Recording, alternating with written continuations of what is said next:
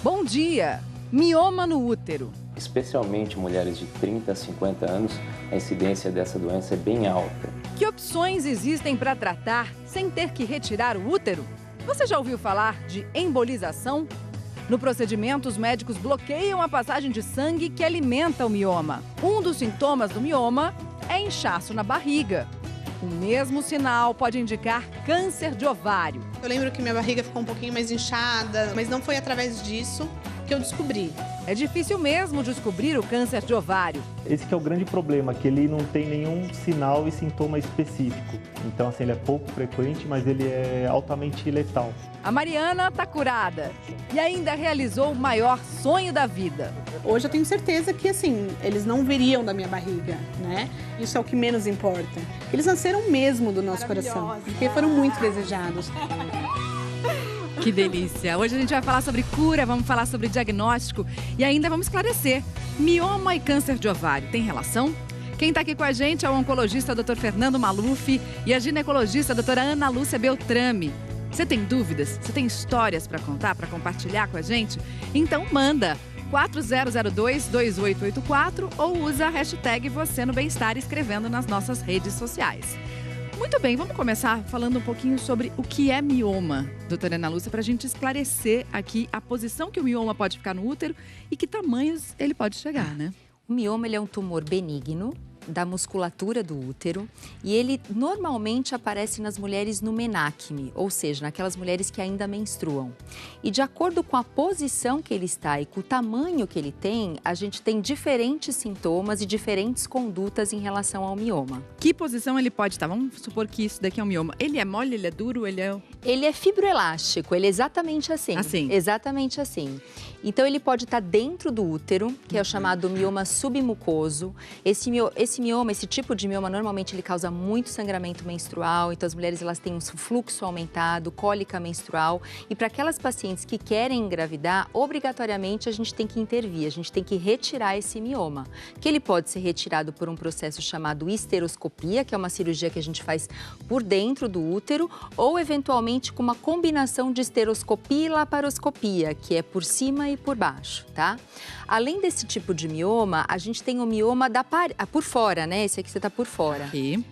Eu costumo falar que para as pacientes que é como se fosse um brinquinho, né? Normalmente... Mas onde ele ele tá para fora, exatamente assim. Aqui, pode estar Isso, aqui, tá? Ele é um mioma subseroso.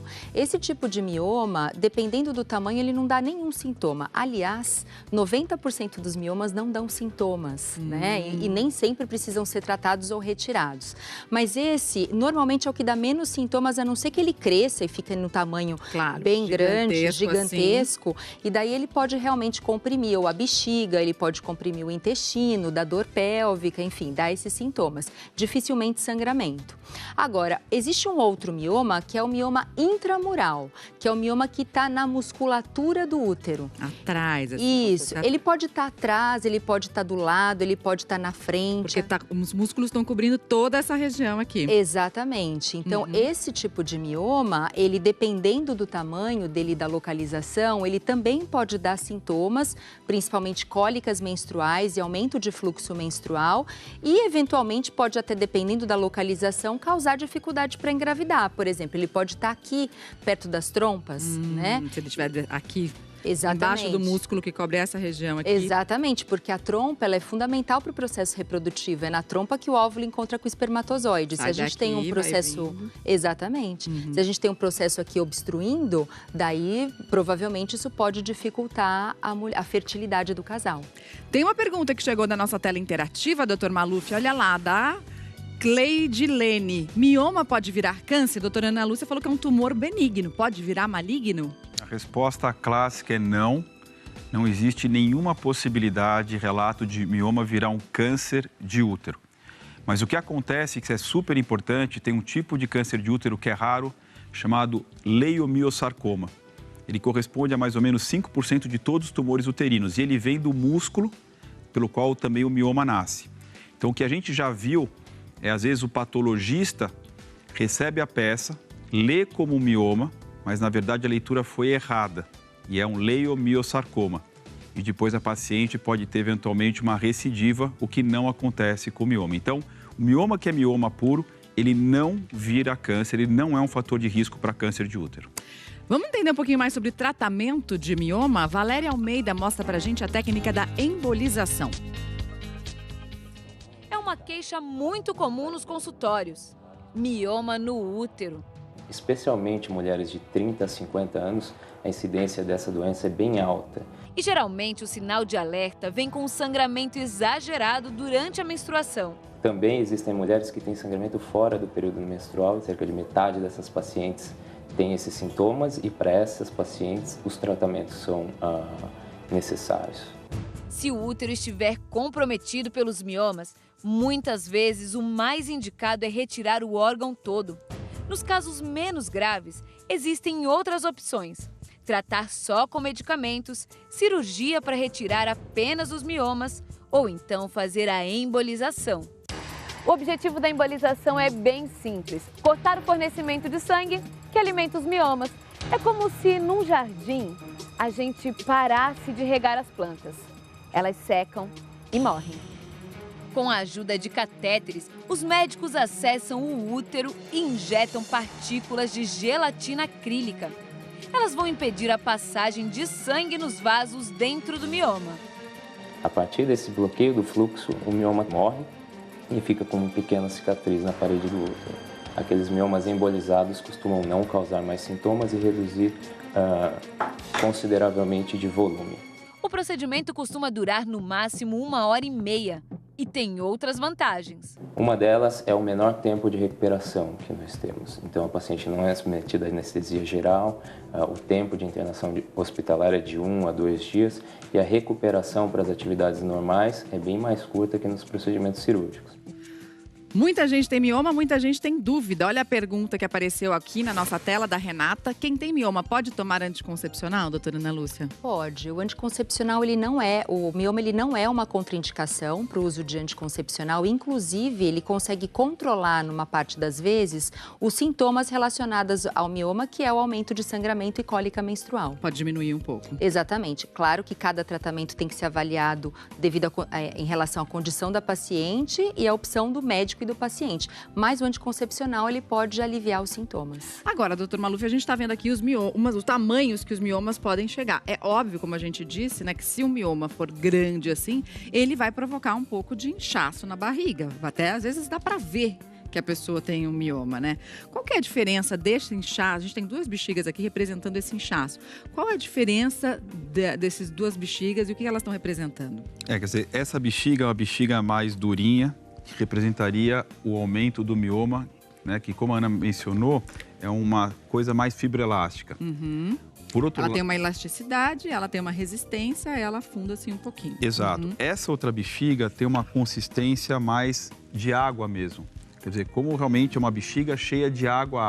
Uhum. E ela, quer dizer, a gente consegue até afundar mais a mão nela. Exato. Nessa está representando os sintomas ou parte dos sintomas do câncer de ovário. Por quê? Porque o câncer de ovário é um câncer que a gente diz silencioso no começo.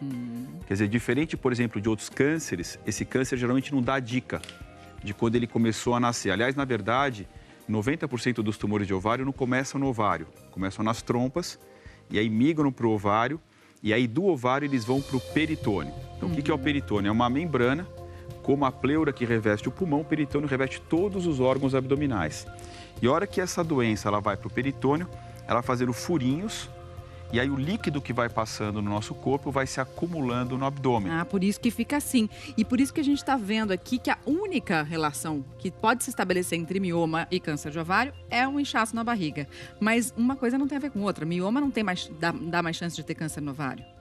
Mioma não tem nenhuma chance de dar câncer nem no útero nem no ovário, mas água na barriga, claro que não é a única causa câncer de ovário, mas câncer de ovário é uma das causas principais, é um dos sintomas principais e é o que leva muitas vezes as mulheres aos médicos, aumento do volume abdominal. E a gente está vendo outros sintomas aqui que a gente está mostrando, ó, dor e inchaço abdominal, alteração no hábito intestinal, aumento da frequência do xixi, náusea, vômito, sangramento, alteração de peso. Algum deles é mais frequente?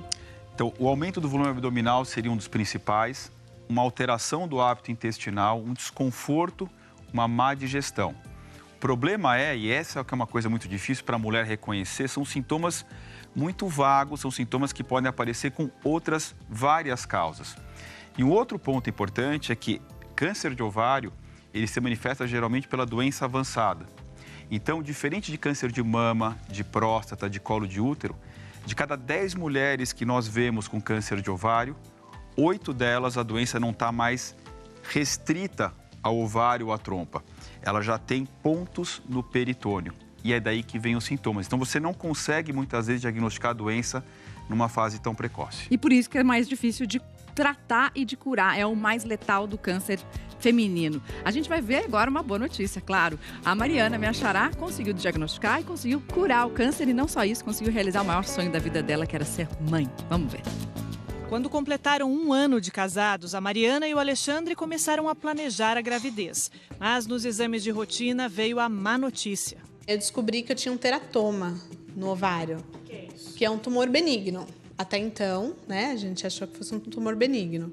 E foi aí que a gente descobriu na biópsia da cirurgia que não, que era um câncer. Foi preciso também tirar o útero, porque o câncer já tinha se espalhado. Mas a Mariana conta que nunca teve nenhum sintoma. Esse que é o grande problema, que ele não tem nenhum sinal e sintoma específico. Então, assim, ele é pouco frequente, mas ele é altamente letal.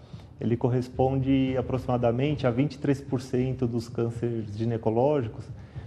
Mas, por outro lado, ele causa por volta de 50% das mortes por câncer ginecológico. Hoje, eu com um pouco mais de conhecimento, né, da questão do câncer de ovário, eu consigo até identificar algumas coisas do tipo, nossa, eu lembro que minha barriga ficou um pouquinho mais inchada, né? Algumas coisas eu identifico, mas não foi através disso que eu descobri. Depois da quimioterapia, quando a doença parecia controlada, outro exame apontou o retorno do câncer no abdômen. Somando as 2 vezes que a Mariana travou essa luta contra o câncer, foram 4 anos de tratamento e mais 1 ano e meio de manutenção. Só que o que torna essa história ainda mais bonita é que a cura da doença chegou junto com a realização do maior sonho desse casal. Eles já estavam tentando a adoção. Na minha família teve caso de adoção, então isso para mim era bem tranquilo. E depois de 1 ano e meio de espera, o João Pedro e as gêmeas Beatriz e Rafaela chegaram de uma vez só. Eu precisei passar por isso para estar passando por isso agora, para estar com eles, para ter encontrado meus filhos. Porque hoje eu tenho certeza que, assim, eles não veriam da minha barriga, né? E que isso é o que menos importa. Que eles nasceram mesmo do nosso coração, porque foram muito desejados. A gente aprende demais uma série de coisas. Eu acredito que a principal delas é que a paciência e a persistência são extremamente importantes. Lutar e acreditar. A gente precisa acreditar que vai dar certo. E deu. E deu, graças a Deus. Aqui, ó. Deu 3 coisinhas maravilhosas.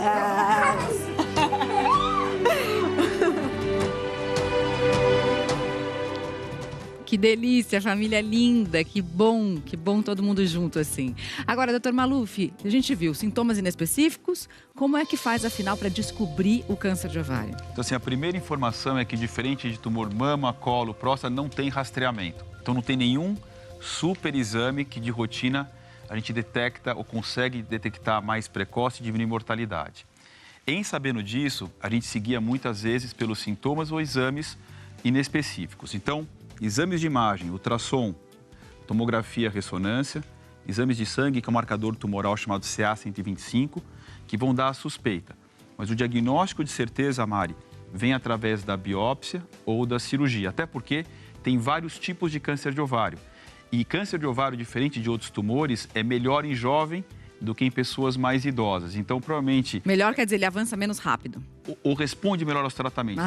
Então, para essa moça jovem, provavelmente ela teve um tipo de câncer, provavelmente um tipo até mais favorável do que de pessoas acima de 70, 80 anos de idade. E ela foi mãe, que é o sonho de muitas mulheres que descobrem o câncer e de tantas outras mulheres que também estão sonhando com isso. Se eu descobrir um câncer no ovário, ainda posso ser mãe? Quer dizer, posso engravidar? A gente viu que a Mari foi mãe de outro jeito, que também é maravilhoso. Sem dúvida. Acho que toda paciente com câncer, ela tem que ser orientada em relação à preservação da fertilidade. Claro que o câncer de ovário, muitas vezes, como a gente falou, ele é diagnosticado num estágio que não nos permite. Mas dependendo da idade da paciente, do desejo reprodutivo, se o câncer de ovário ele atinge um ou os 2 ovários, se tem implantes peritoneais, o tipo histológico do ovário, sem dúvida, esse assunto ele tem que ser abordado pelo oncologista e pelo ginecologista que está seguindo. Vale a pena falar sobre isso. Daqui a pouquinho a gente vai saber, será que câncer de ovário tem relação com a endometriose? A gente volta já já.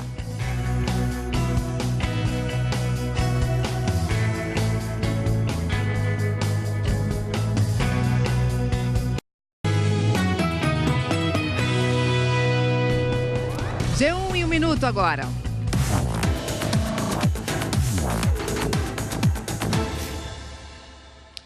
Olá pessoal, a gente começa com eleições, vamos falar sobre a pesquisa Ibope de intenção de voto. Nos votos válidos, Jair Bolsonaro aparece com 59% e Fernando Haddad com 41%. No G1, dá para você ver os diferentes cenários da pesquisa e as diferenças de voto entre homens e mulheres, negros e brancos, pobres e ricos, por nível de escolaridade e por aí vai. A pesquisa foi encomendada pela TV Globo e o jornal O Estado de São Paulo. E morreu nesta madrugada o jornalista e radialista Gil Gomes. Ele tinha 78 anos e passou mal em casa ontem à tarde. Dono de uma voz poderosa, Gil Gomes começou a carreira como locutor esportivo, mas se tornou conhecido pelas reportagens policiais na TV nos anos 90. E no Distrito Federal, uma cobra que tinha desaparecido há 2 semanas em um prédio e estava tirando o sono dos moradores, finalmente foi encontrada. A cobra era criada por um morador que não tinha autorização para isso. O animal fugiu por uma tomada e chegou a ser visto em outro apartamento. O dono assinou termo circunstanciado, pode ser multado ou cumprir até 1 ano de prisão, Mari. Esse sim é um bom motivo para insônia, Cauê. Valeu pelas informações, até mais, bom trabalho. Tchau. Agora a gente vai voltar ao nosso tema para falar de uma pergunta muito comum. Endometriose pode ter relação com câncer de ovário? Então esse é um tópico bastante discutido. Existe um trabalho importantíssimo publicado numa revista que todos nós conhecemos, chamado Lancet Oncology, 2012, mais de 10 mil pessoas. E o que mostrou é que a endometriose grave, aquela que a paciente tem sintomas importantes e ela se queixa dos sintomas, ela percebe, ela tem relação com câncer. Com câncer chamado células claras, com câncer endometrióide ou com câncer seroso de baixo grau. São 3 tumores diferentes de ovário que têm relação com endometriose. Mas é importante entender que são endometrioses graves. A maioria das mulheres que têm endometriose não são endometrioses graves e nesse segmento, nessa parte, não existe uma relação de endometriose com câncer, só nos casos muito importantes. E aí, no caso de tratar essa endometriose grave, pode diminuir a chance de ter um câncer? Supostamente sim, né? Na verdade, agora tem toda essa pesquisa mostrando que tratamento agressivo, particularmente cirúrgico, pode diminuir, mas além disso, a endometriose é tratada muitas vezes com cirurgia e medicamentos, não só para reduzir potenciais chances de câncer, mas também, Mari, para permitir que mulheres inférteis se tornem férteis, para diminuir dor e desconforto, para evitar, por exemplo, uma obstrução intestinal ou do trato urinário causado pela endometriose, que apesar de ser uma lesão benigna, ela pode ir comprimindo os órgãos abdômeno-pélvicos. Então, é uma doença que pode ser perigosa. Agora, vamos falar sobre anticoncepcional, doutora Ana Lúcia. Relação com anticoncepcional e o câncer de ovário. Anticoncepcional pode, de alguma maneira, prevenir o câncer de ovário? Pode, ele pode prevenir o câncer de ovário porque um dos fatores de risco para câncer de ovário é a ovulação. Então, aquelas mulheres mais expostas à ovulação, como aquelas que não engravidam pouco, ou então que têm uma menstruação, uma menarca precoce, uma menopausa tardia, elas acabam tendo uma chance maior de risco de câncer de ovário. Como o anticoncepcional, ele inibe a ovulação, ele é considerado sim um fator protetor para câncer de ovário. Tem mais uma dúvida do nosso auditório virtual. Vamos ver aqui a pergunta da Daniela. Tenho muita dor no ovário esquerdo. É sinal de câncer? Na maioria das vezes, não. Na verdade, não dá para saber se a dor dela é no ovário, porque a dor dela é pélvica e pode ser de qualquer estrutura da pelve. Mas muitas vezes não. Mas o ponto importante é, se você tem algum sintoma na região pélvica, tem que procurar o ginecologista para fazer uma avaliação mais detalhada. E os tratamentos? Quando uma pessoa finalmente, então, descobre o câncer de ovário, que a gente já viu que é difícil de descobrir, quais são os tratamentos? Então, Maria, essa é uma parte muito importante. de todos os cânceres da mulher, esse é o mais perigoso. Mas esse é o câncer que exige o maior preparo das equipes médicas. Porque, como eu falei, a maioria dos casos a doença está espalhada no abdômen. Então, você vai precisar de equipes cirúrgicas de incrível categoria.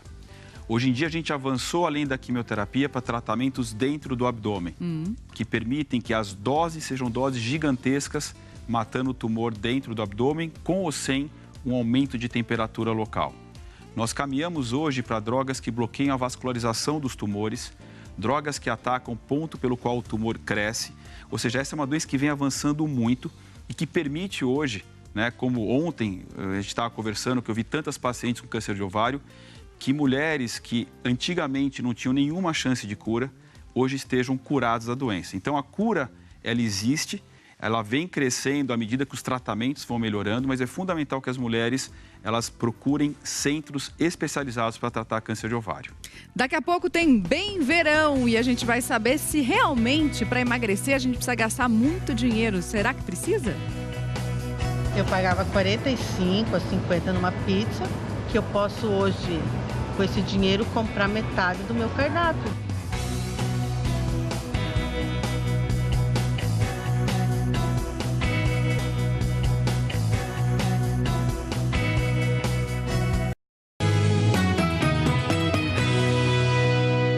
Quanto custa emagrecer? Saúde tem preço? Agora é hora do Bem Verão. Anderson Frigo conta pra gente.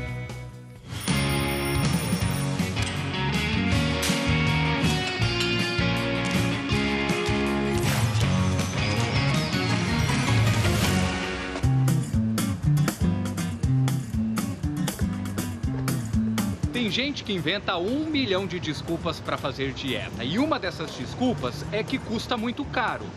Mas será que custa mesmo? Não, não é caro. E quem tá falando isso é uma turma que era expert em gastar muito com comidas bem calóricas. Sem contar os 7 litros de refrigerantes por dia.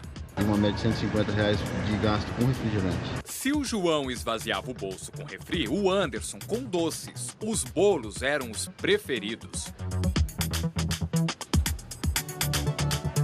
Tinha que ter isso no carrinho.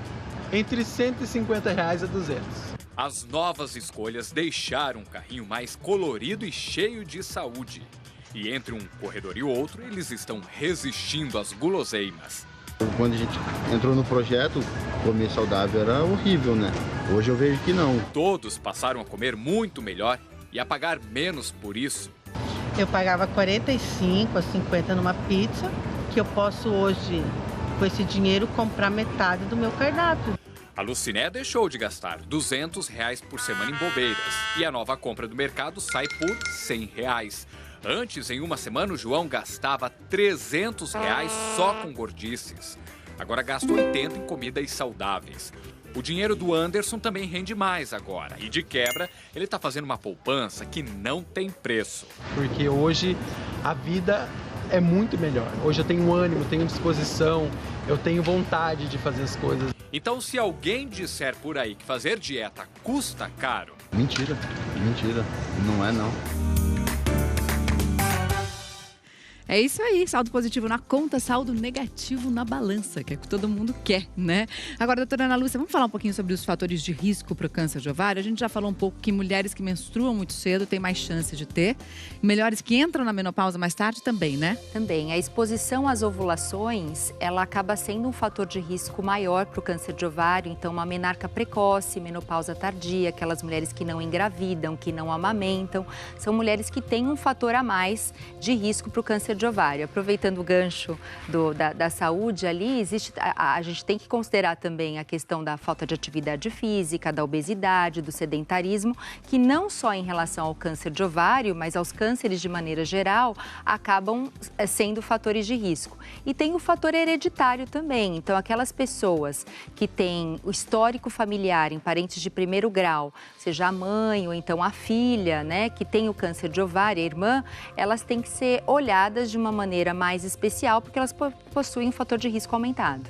Qual que é o peso da genética nisso tudo, doutor Maluf? Então, de cada 10 casos de câncer de ovário, entre 1 a 2 é puramente genético. Dois genes mais culpados, vamos colocar assim. Um chama BRCA1, outro BRCA2, mas tem outros. Tem da síndrome de Lynch, PALB-B2, mas esses dois são os mais importantes. Para quem tem a mutação do BRCA1, o risco de ter câncer de ovário chega em 50%. Para quem tem BRCA2 mutado, ele chega em 30%. Então, para essas mulheres, quando diagnosticadas com a mutação, o que é feito de rotina, Mari, são cirurgias preventivas, ou seja, quando a mulher vai chegando na fase perto da menopausa, ela tem uma remoção preventiva das trompas e dos ovários. Dá para esperar a idade fértil, então? Na maioria das vezes, sim. Tá. Ou uso de medicações que são protetoras contra câncer de ovário. Mas esse, outra vez, é um grupo muito específico de mulheres. E o ovário policístico, doutora Ana Lúcia, que a gente viu ali nos sintomas, também é um fator importante? Nos sintomas não, nos fatores de risco. Ele importante? Acaba sendo um fator de risco importante. O ovário policístico ele é uma doença bem comum, né, nas mulheres. Ele pode dificultar, inclusive, a fertilidade. E essas mulheres, elas têm também que ser olhadas com atenção, porque isso acaba sendo um fator de risco para câncer de ovário. Mais uma dúvida do nosso auditório virtual da Ana. Qual a diferença entre mioma e pólipo? Essa é uma dúvida muito frequente. O mioma e o pólipo, os dois, eles podem acometer o útero. O mioma, ele é um tumor benigno do útero, ele é fibroelástico e normalmente ele está associado à parede ou então à cavidade uterina. Já o pólipo, ele é exclusivo da cavidade uterina e ele pode compartilhar dos mesmos sintomas do mioma, né? Ele pode dar cólica menstrual, ele pode dar sangramento menstrual, né? O pólipo cresce tanto quanto o mioma, não? Ele pode crescer, mas não tanto, e ele tem uma característica histológica, ou seja, uma característica da anatomia patológica diferente do mioma. Ele é tipo um penduricalhozinho. Assim, e o mioma, e o pólipo, diferentemente do mioma, ele pode se malignizar. Por isso, todo pólipo diagnosticado, ele tem que ser retirado. Tão importante isso, porque tem muita gente que descobre um pólipo. E o que leva um pólipo, por exemplo, a virar um tumor maligno? Então, na verdade, Mário, o pólipo ele é ou benigno ou maligno. Ele já nasce assim, não é que ele se transforma. Então, tem pólipos que já são câncer, mas então estamos falando de câncer daí de útero, né? Então, o carcinoma endometrioide, o carcinoma seroso são tumores que podem se manifestar como um pólipozinho na região do útero. No ovário, nós não temos pólipo, nós temos aí uma massa, que é a manifestação. A massa pode ser toda sólida, ou ela pode ter líquido dentro, mas um componente sólido dentro dessa lesão. E esse tipo de pólipo no útero é mais fácil de retirar e acabou o problema? Depende. É que ultrassonograficamente você não consegue fazer essa distinção. Então, muitas vezes a gente tem que abordar cirurgicamente porque essa distinção ela é feita através do resultado do anátomo patológico, do patologista. Entendi. Por isso que a gente acaba retirando os pólipos uterinos.